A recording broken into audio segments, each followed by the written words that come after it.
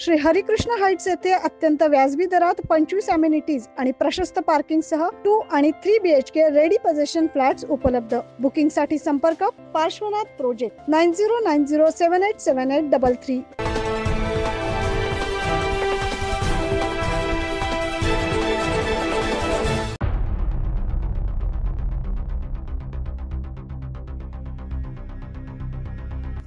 नाशिकच्या सिडकोतील लेखानगर या भागात माजी नगरसेवक पुत्र अजिंक्य चुंबळे यांच्यावर काही युवकांकडून धारदार शस्त्राने मारण्याचा प्रयत्न करण्यात आल्याची घटना घडली होती।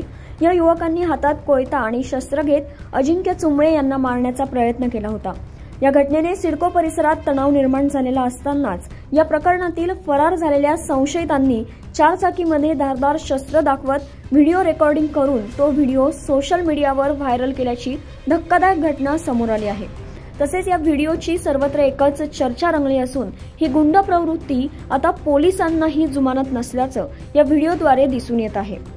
या प्रकरणी अंबड पोलिसात संशयितांवर गुन्हा दाखल करण्यात आला आहे। मात्र आता अशा गुंड प्रवृत्तीच्या लोकांवर पोलीस नेमकी काय कारवाई करतात हे बघणं महत्त्वाचे ठरणार आहे। 9 न्यूज महाराष्ट्र ब्युरो, नाशिक।